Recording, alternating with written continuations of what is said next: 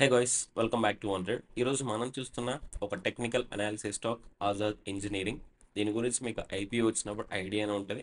So మనం technical అనాలిసిస్లో next video అన్నట్టు ప్రీవియస్గా కొన్ని వీడియోస్ చేశాను, ఒకసారి చూడండి. అవి కూడా మీకు పాసిబుల్ అయితే ఏంటంటే జస్ట్ ఎడ్యుకేషనల్ పర్పస్లో ఒక చార్ట్ ఎలా అనాలిసిస్ చేయాలి అని మాత్రమే మాట్లాడతాను నేను. అంతకు మించి నేను లెవెల్స్ కానీ కాల్స్ కానీ ఎలాంటివి ప్రొవైడ్ చేయను. Which means I'm not recommended any stock to buy or sell. అది బ్లైండ్గా మీరు గుర్తుపెట్టుకోండి. సో ఆజాద్ ఇంజనీరింగ్ అనేది మీకు లిస్ట్ అయిన తర్వాత ఒక ర్యాలీ అయిపోయింది. ఆ తర్వాత కంటిన్యూస్గా ఒక కన్సోలిడేషన్ లేదా ఒక ప్యాటర్న్ ఫామ్ చేస్తుంది. ఈ ప్యాటర్న్ తర్వాత బ్రేక్అవుట్ అవుతుందా, బ్రేక్ డౌన్ అవుతుందా అని కన్ఫర్మ్ చెప్పలేం. ఇది ఎవరు చెప్పలేం, 100% ఎవరు చెప్పలేం. ఏదైనా ఒక ప్రాబబిలిటీ, దాన్ని స్టాప్ లాస్తో పెట్టుకొని మనం దాన్ని 100% కరెక్ట్ చేసుకోవడానికి ట్రై చేస్తాం అన్నట్టు. ఒకవేళ మనం అనుకున్నట్టు వెళ్తే పైకి వెళ్ళిపోద్ది, లేదా అపోజిట్ వెళ్ళినప్పుడు స్టాప్ లాస్తో బయటకు వచ్చేసి వెళ్ళిపోతాం అన్నట్టు. సో ఇది మార్కెట్లో జరుగుతుంది. ఇలా కొంచెం ఏంటంటే ఎక్స్పీరియన్స్ వచ్చే కొద్దీ కొంచెం గెస్సింగ్ కొంచెం యాడ్ అవుతుంది మనకి. అంతే, అంతకుమించి 100% ఎవరు చెప్పలేము. సో ఆజాద్ ఇంజనీరింగ్ ఏంటంటే aerospace components and turbines supplies its products to original equipment manufacturers OEMs in the aerospace కానీ, డిఫెన్స్ కానీ, ఎనర్జీ కానీ and oil and gas industries. ఏవైతే ఆయిల్ అండ్ గ్యాస్ ఇండస్ట్రీస్ ఉంటాయో వాళ్ళకి వీళ్ళు ఈ ఏరోస్పేస్ కానీ వీళ్ళకి ఏవైతే అవసరం ఉందో అలాంటి కాంపోనెంట్స్ ప్రిపేర్ చేసేసి వీళ్ళు ఇస్తారన్నట్టు. సో ఇప్పుడు మనం స్టాక్ గురించి ఒకసారి చూస్తే మీకు స్క్రీన్ షేర్ చేస్తున్నా చూడండి. సో ఐపీఓ వచ్చినప్పుడు అరౌండ్ 650 ఉంది. ఐపీఓ వచ్చినప్పుడు 650 తర్వాత ఒకసారి ఇక్కడ చూడండి, 650 ఒక 1 మంత్, ఆల్మోస్ట్ 1.5 మంత్ కాన్స్టెంట్గా ఉంది. ఓకే, ఇక్కడ నుంచి ఈ స్టాక్ ఒక బ్రేక్అవుట్ అయిపోయింది. ఓకే, ఇంతవరకు మళ్ళీ ఆ ప్రైస్ రాలేదు. ఈ బ్రేక్అవుట్ అనేది మంచి వాల్యూమ్తో అయిందన్నట్టు. సో దీన్ని మనం వాల్యూమ్ అంటాం. రీసెంట్గా ఎవరు అడిగారు, మాకు వాల్యూమ్ కనిపించట్లేదు అంటే, ఇక్కడ వాల్యూమ్ ఉంది కదా, ఈ వాల్యూమ్ ఇండికేటర్ ఉండాలి. ఆ వాల్యూమ్ ఇండికేటర్ ఉంటేనే మనకు అది కనిపిస్తుంది, లేకపోతే కనిపించదు. సో ఈ వాల్యూమ్ తర్వాత ఇది ఇక్కడ నుంచి కంటిన్యూస్గా ఆల్మోస్ట్ 2063, అరౌండ్ ఫిగర్ 2000 అనుకోండి. ఎక్కడ నుంచి 68 నుంచి 2000 వరకు ర్యాలీ అయిపోయింది అన్నట్టు. మధ్యలో ఒకసారి స్టేబుల్ అయిపోయింది, మళ్ళీ ఒక బ్రేక్అవుట్ అయిపోయింది, ఇక్కడి నుంచి వెళ్ళిపోయింది.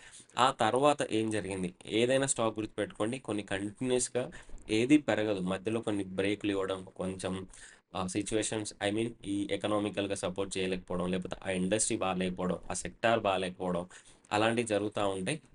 బయట వార్స్ జరగడం ఇలాంటివి జరుగుతూ ఉంటాయి. సో వాటి బేస్డ్గా కూడా స్టాక్స్ ర్యాలీ అవుతాయి, అంతేగాని అన్ని కంటిన్యూస్గా పెరగాలనేది ఏమి ఉండదు. ఆ తర్వాత ఈ స్టాక్ చూడండి, ఒకసారి కరెక్షన్ అయిపోయింది, మళ్ళీ ఇక్కడి నుంచి ఎక్కడికి 1300కి వచ్చింది. ఆ తర్వాత మళ్ళీ 1900 నుంచి మళ్ళీ 1200 నుంచి మళ్ళీ 1900, ఆల్మోస్ట్ సేమ్ లెవెల్కి వచ్చేసింది. కానీ మనం తర్వాత ఇక్కడికి వచ్చేసింది కదా, 1500 వరకు మళ్ళీ డ్రాప్ అయిపోయింది. ఇప్పుడు ఈ చార్ట్ని నేనైతే ఎలా చూస్తానంటే, ఇక్కడ ఒక ట్రెండ్ లైన్ డ్రా చేయండి. ఓకే, ఇక్కడ ఒక ట్రెండ్ లైన్ డ్రా చేస్తే, ట్రెండ్ లైన్ ఎలా డ్రా చేయాలో ఇంకా మనం చెప్పలేదు, మామూలుగా చెప్పా అంతే. ఫుల్ ఫ్లెడ్జ్గా వీడియో అయితే చేయలేదు, చేస్తా వీడియోస్ కూడా. ఇది మనకు రెసిస్టెన్స్ లెవెల్, దీన్ని కాపీ పేస్ట్ చేసేసుకోండి. ఇక్కడ సపోర్ట్ లెవెల్. సో ఇలా ఇక్కడ ఏం జరుగుతుంది అంటే, ఫస్ట్ ప్రైస్ అనేది ఇక్కడ చాలా తక్కువ స్పేస్ ఉంది అన్నట్టు ఈ రెండింటి మధ్యలో. ఓకే, ఈ రెండింటి మధ్యలో చూడండి, ఇక్కడ వీటి మూమెంట్, ఈ ప్యాటర్న్ ఫామ్ అయ్యే టైంలో ఈ మూమెంట్లో ఇక్కడ ప్రైస్ అనేది చాలా తక్కువ గ్యాప్ ఉంది. ఓకే, ఇది ఇక్కడికి వచ్చేసరికి చాలా ఎక్కువ గ్యాప్ అయిపోయింది చూడండి. ఇప్పుడు ఈ గ్యాప్ సరిపోవట్లేదు మనకి. ఇప్పుడు దీన్ని ఏమంటాం అంటే బ్రాడెనింగ్ వెడ్జ్ ప్యాటర్న్ అంటాం అన్నట్టు. బ్రాడెనింగ్ వెడ్జ్ అంటే పెద్దగా అయిపోతుంది అన్నట్టు. సో ఇలా చిన్నగా ఉన్న ప్యాటర్న్ అనేది ఇలా పెద్దగా అయిపోతుంది అన్నట్టు. సో బేసికల్గా దీనికి మనం కంటిన్యూ ప్యాటర్న్ అని కూడా అనొచ్చు. అంటే అప్ ట్రెండ్లో ఉంది కదా, కంటిన్యూస్ అప్ ట్రెండ్ ప్యాటర్న్ అని కూడా అంటాం. లేదు కంపల్సరీ అప్ ట్రెండ్ పైకి వెళ్ళిపోతుంది అంటే అలా చెప్పలేమని ముందే డిస్కస్ చేసుకున్నాం కదా. ఇది పైకి అయినా వెళ్ళొచ్చు, బాటమ్ అయినా రావచ్చు అంతే. సో ఇక్కడ జరిగే సినారియోస్ ఏంటంటే, సో ఇది ఒక అప్ ట్రెండ్. ఈ అప్ ట్రెండ్ అయిన తర్వాత ఇక్కడ ఏం జరిగింది, ఒక descending broadening wedge pattern form అయింది. Broadening. Okay, descending broaden wedge pattern form అయింది. ఆ తర్వాత ఈ స్టాక్, సో ఇప్పుడు ఇలా వచ్చేసింది, ఇలా వచ్చింది, ఇలా వచ్చింది, ఇలా వచ్చింది, మళ్ళీ ఇలా వెళ్ళింది. సో ఇక్కడ కన్సోలిడేషన్ అయ్యి, ఒకవేళ ఇక్కడ కన్సోలిడేషన్ అయ్యి కంటిన్యూస్ ప్యాటర్న్ కనుక సక్సెస్ అవుతే ఇక్కడ నుంచి స్టాక్ అప్ వెళ్ళే ఛాన్స్ ఉంది. అంటే ఒకసారి బ్రేక్అవుట్ అయిపోయి కంటిన్యూస్గా అయినా వెళ్ళొచ్చు, లేకపోతే రీటెస్ట్కి అయినా రావచ్చు. ఒకవేళ ఇక్కడ బ్రేక్అవుట్ అయ్యింది, రీటెస్ట్కి రాలేదు అంటే కంటిన్యూ, రీటెస్ట్ ఫెయిల్ అయిపోయింది అంటే మళ్ళీ ఈ ఛానల్కి వచ్చే ఛాన్సెస్ చాలా ఎక్కువగా ఉంటాయి. సో ఎక్కడంటే ఇప్పుడు సపోర్ట్ ఎక్కడ తీసుకుంటుందన్న మ్యాటర్. సో ఇప్పుడు ఈ లెవెల్ చూసుకుంటే ఇది ఇక్కడి నుంచి పైకి వెళ్ళొచ్చు, లేకపోతే మళ్ళీ కింది వరకు కూడా రావచ్చు అన్నట్టు. మనం ఈ ప్యాటర్న్ ఇంత లాంగ్ ఉంది కదా, చూడండి ఇక్కడ 1600 1500 నుంచి 800 వరకు ఉంది కదా, ఇంత వస్తాయా అంటే వస్తాయి.